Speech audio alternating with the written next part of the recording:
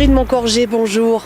40 ans plus tard, on se retrouve ici à Tardets, non loin finalement de ce berceau du rallye des cimes, puisque c'était Lic, et juste sur un buggy Moncorgé. C'est quand même une drôle d'histoire, non? Oui, c'est une heureuse rencontre. J'ai rencontré Michel Uruti qui avait restauré ce buggy récemment et j'étais très content de retrouver un de mes anciens bébés. Ça s'était passé comment il y a 40 ans ici? Oh, formidablement bien. J'étais venu 3 ans de suite. La première année, je suis venu... je ne savais même pas ce que c'était que le tout-terrain. C'était un de mes très bons amis qui m'avait conseillé de venir parce qu'il m'avait dit que c'était un rallye formidable, qui avait d'ailleurs une réputation extraordinaire. C'est ce qui m'a poussé à venir et je suis venu avec ma petite nièce de 3 ans et ma sœur. Et la première année comme seule assistance. Et puis j'ai pris goût, j'ai réussi à peu près me classer. Et puis l'année d'après, je suis revenu avec un engin un peu plus sophistiqué. J'ai pas trop mal tourné non plus. Puis l'année d'après, j'ai été bien décidé à remporter la timbale. Et voilà, et j'ai eu la chance de pouvoir remporter la des cimes. C'est quand même un exploit pour il y a 40 ans en arrière, un 2 roues motrices en plus. C'était pas forcément un véhicule très bien vu dans le tout-terrain, tout le monde rigolait un peu, non? Pas du tout, exactement, tout le monde, je me suis fait un peu traiter de barjot, on m'a dit que c'était impossible, que compte tenu du terrain, ça ne passerait jamais, enfin j'ai tout entendu, et puis voilà, et puis ça s'est très bien passé. Je veux dire honnêtement que j'ai pas eu, ça n'a pas été pénible, ça n'a pas été dur, vraiment, non, je crois que j'avais une bonne voiture, j'avais plein de choses positives. Vous savez, quand toutes les bonnes conjonctions arrivent en même temps, et puis il y avait une super ambiance, j'étais très soutenu, contrairement à ce qu'on pourrait croire, parce que beaucoup de gens ont dit oui, vous êtes venu battre les Jeeps, mais pas du tout, les gens ont été adorables, et en fait je recevais des encouragements de tout le monde, et c'est peut-être ça qui m'a fait gagner. Au fur et à mesure des spéciales, le regard a changé, même du public finalement. Complètement, j'étais presque devenu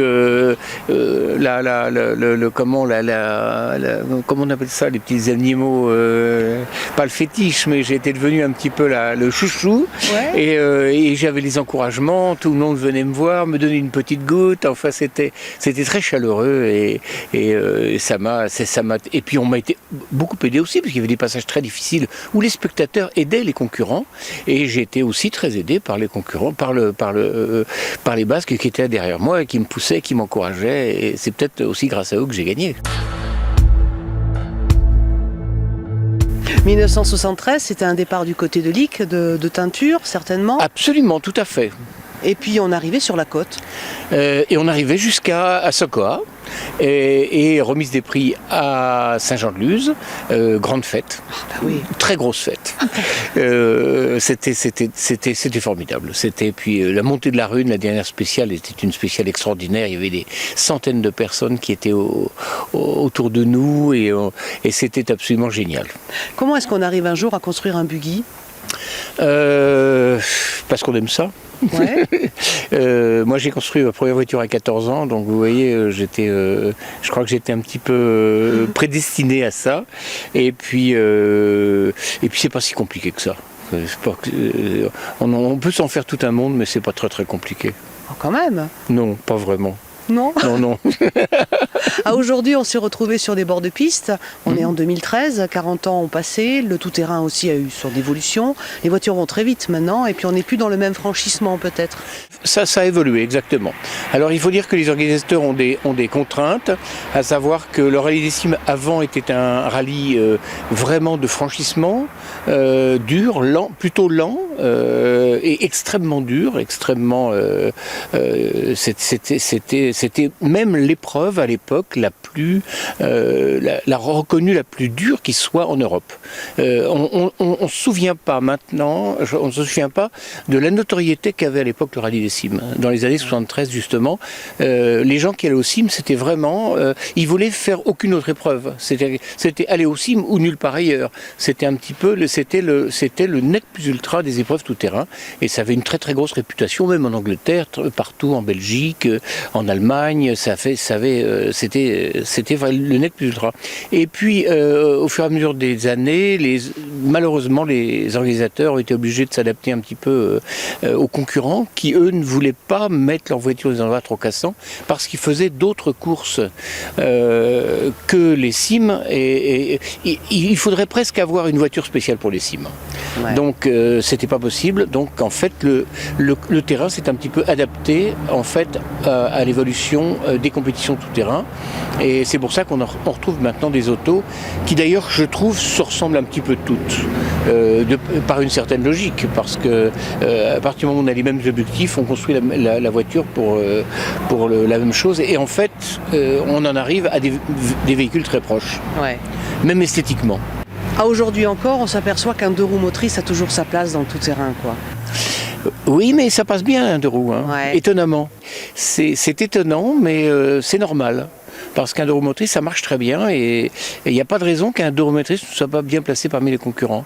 Les 4 roues motrices, c'est plus de la performance pure, c'est peut-être plus rapide, c'est peut-être plus puissant, mais c'est aussi plus lourd, c'est aussi un peu plus compliqué. Il y a plus de risques de panne que sur un 2 roues motrices. Il y a 50% de chances en moins. Et donc, c'est normal qu'un 2 roues motrices trouve sa place dans une épreuve et par le jeu aussi des éliminations des cas, se retrouve quelquefois bien placé. Quand on est gagnant du rallye des cimes, est-ce qu'il y a 40 ans après une image très forte qui reste encore ? 1000 images. 1000 images, mais il n'y a pas que des images. Ouais. Il y a surtout des odeurs. C'est marrant parce que pour moi les cimes, j'ai une mémoire olfactive du rallye des cimes et partout où je me suis promené aujourd'hui, j'ai retrouvé ces odeurs. L'odeur de la fougère, l'odeur de la boue sur les échappements, toutes ces odeurs qui sont complètement restées ancrées dans ma tête et je m'en souviens comme au premier jour. Et puis les paysages qui sont incomparables, qu'on n'oublie jamais. Et puis les gens aussi, qui sont aussi extraordinaires. Ici, on a la chance d'avoir des gens qui sont uniques.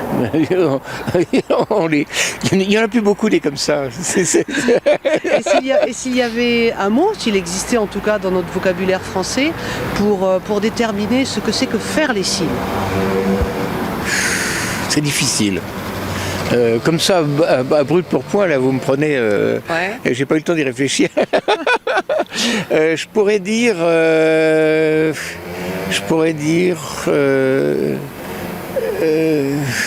Je sais pas, c'est plus l'ambiance. Les cimes, c'est pas seulement une course souterrain. C'est un paysage, ce sont des gens, ce sont des ambiances, je répète encore, ce sont des odeurs, c'est très important.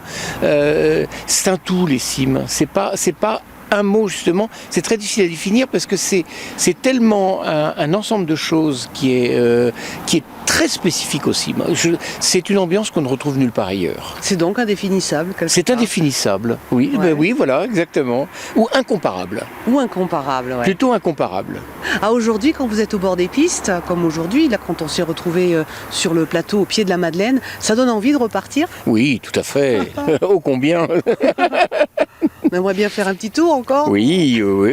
Ben, d'ailleurs, on ne sait pas si, on ne sait jamais dans l'avenir si on serait tenté. Nous allons parler peut-être je ne voudrais pas dévoiler quelque chose, mais on parle d'un cime historique et pourquoi pas. Ah, alors on prend date ? Alors on prend date. Merci.